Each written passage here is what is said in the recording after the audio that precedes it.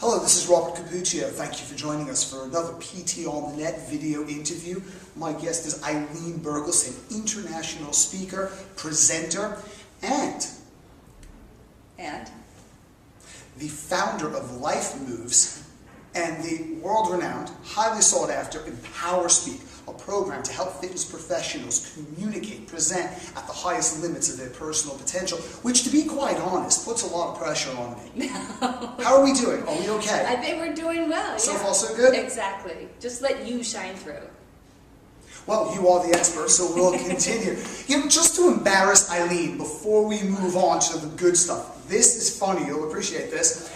Ilene had an illustrious career, which is actually where her skill sets for Empower Speak come from. She was a theater performer, stage performer, and an acclaimed actress. Tell us about some of the movies you were in and some of the famous actors you got a chance to work with. Oh boy, okay. She hates this. Yeah.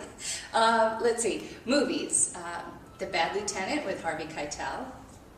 He was amazing, by the way. He was really cool to work with. I didn't have a lot to do, but I got to see a lot of him, which was awesome. I did No Such Thing with Helen Mirren, which was a dream come true, because I just think she's amazing. Brilliant. So there's a couple. And what about Fame? You were in Fame, I weren't you? was a Fame dancer. The last season of Fame, everybody goes, aren't you too young for that? But I was on the last season. Oh, of course, yeah. Okay, so today what we're here to talk about is core training, and specifically what I want to know is people who present with a compromised core, such as an umbilical hernia, pregnancy Yes. is another example. Common advice that we're told, and commonly debated advice in the fitness industry, is just activate your TVA, perform a drawing-in maneuver. What is your opinion on that, Ilene? Okay. I'm really glad you asked this question, Bobby, because it's part of a big controversy that's been going on in our industry for a long time. And as we all know, we do what we know, we do what we're told is the most current research, and then we find out later, maybe not so much, we learn something else and we adjust. So I think we're at that point now where we need to adjust because there's new research out there telling us new stuff. The doctors that are telling their patients who become my clients, who come in and say, don't do abs, or just do something for your TVA. Of course, they never say TVA because they don't know that much. Are actually leading their clients or their patients down a false path. When we do what we think is isolating the TVA, we're not actually isolating the TVA. Not that that's a bad thing, because actually we don't want to. The TVA doesn't work that way in any way. It's not working in isolation. So what we want to do is think about if you want to think about bracing, or if you want to think about a Kegel, which triggers the entire core 360 degrees, so including the diaphragm, the pelvic floor, and all the muscles around, that's fine, but that's not a TVA maneuver. What we normally think of when we think of a TVA maneuver, what we're doing, is also including the obliques. It's actually, if you palpate it to an extent, includes rectus abdominis as well as the pelvic floor. You can't separate them, nor would you want to, because that's not the way we work in nature. The way we work in nature is the whole core is working in concert with itself. So it's not even ill-advised in your opinion, it's neurologically impossible to isolate the transverse abdominis, isn't it?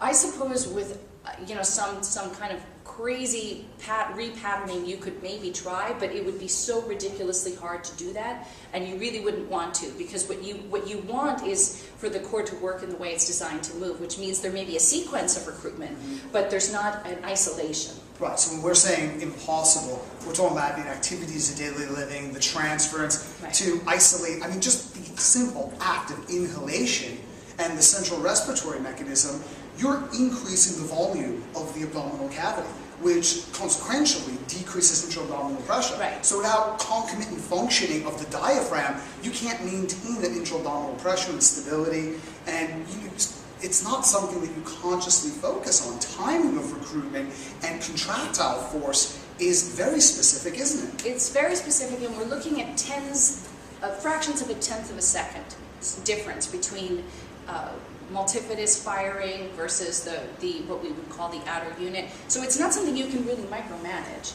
just any more than you can micromanage the thoughts that you have that come to you, right? They come to you and however they come to you. You have to let the body do what it's designed to do. You can't micromanage those thoughts? You can only micromanage your response to them or your perception of them.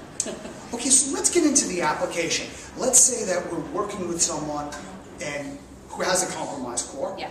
and we want to start them on a program with a scientific rationale and level of progression based on their level of ability. Where do we start? How do we progress? What do we do, Ilene?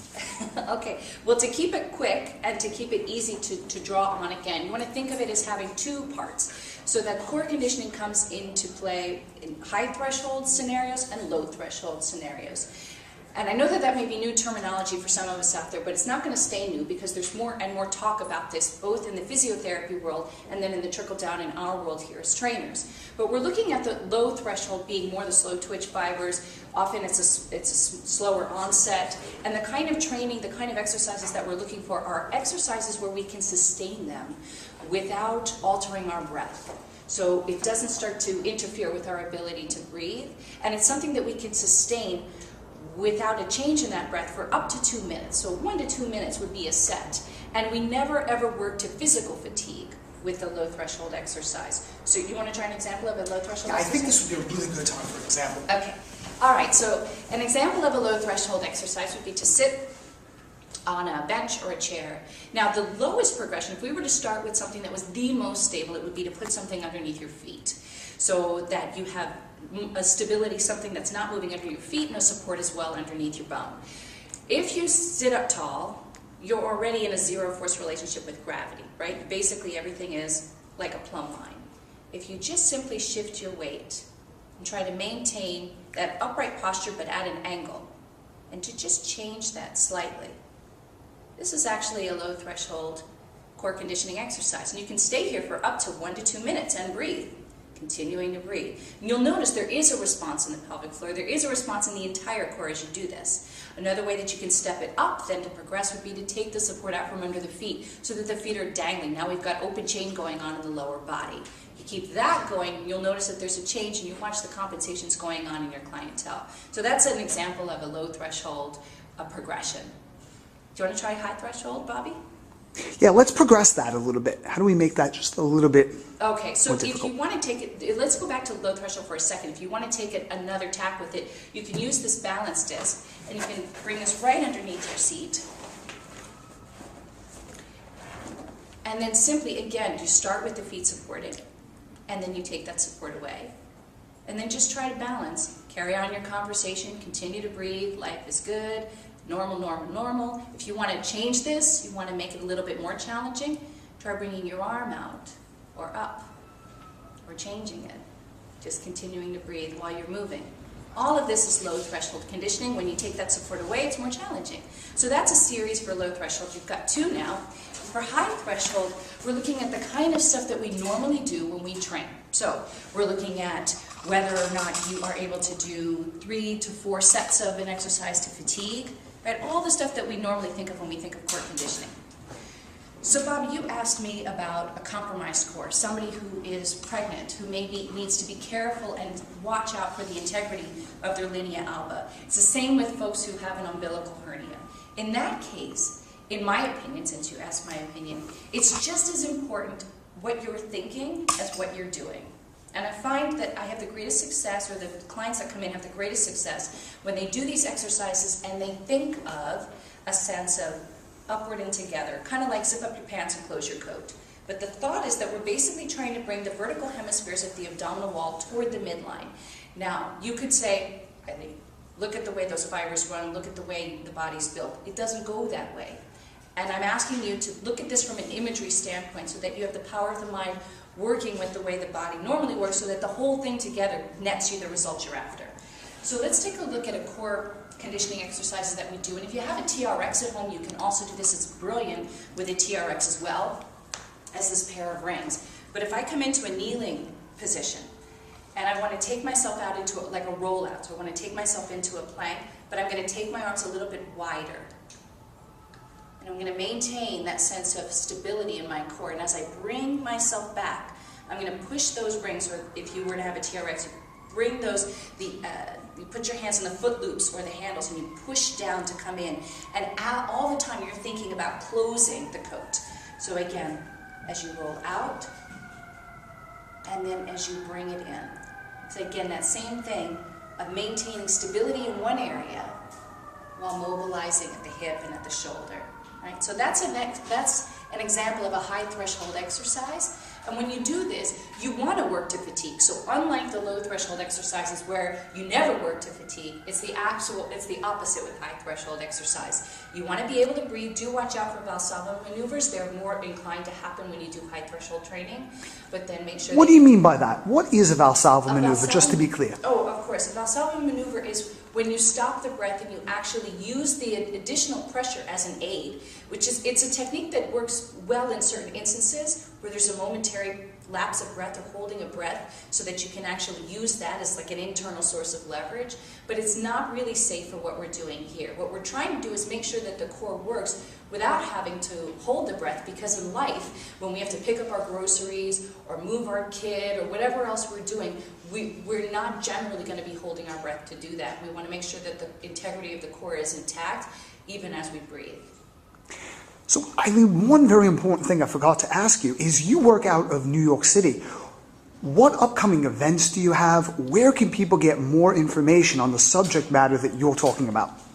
Yes, okay, well, the good news is for core training, we actually have something coming up in March. So on March 23rd, I'm going to be right here, which is at Focus Integrated Fitness. It's a great space, an educational center for trainers. So we are going to do a CEC course called Core for the Sport of Motherhood. But the beauty of this course is that everything that we're teaching, which is all pregnancy-safe exercises and compromised core-safe exercises, are also going to apply to everybody else in the world who has a core. So it's really about just finding the right variation for the right person based on what they need for their body. And there's going to be enough variety in terms of the exercises that we cover that everyone will come away for something for all their clients, not just the folks who are pregnant. Is there a website where we can find out more about Focus Integrated Fitness? Yes, for Focus Integrated Fitness, it's focusnyc.com. So that's FOCUSNYC.com. And then for information about the course, you can go to lifemoveshealth.com, which is our website, and we'll steer you in the right direction. Ilene, I just want to thank you for dedicating your time and wisdom today. It's my pleasure, Bobby. Thanks.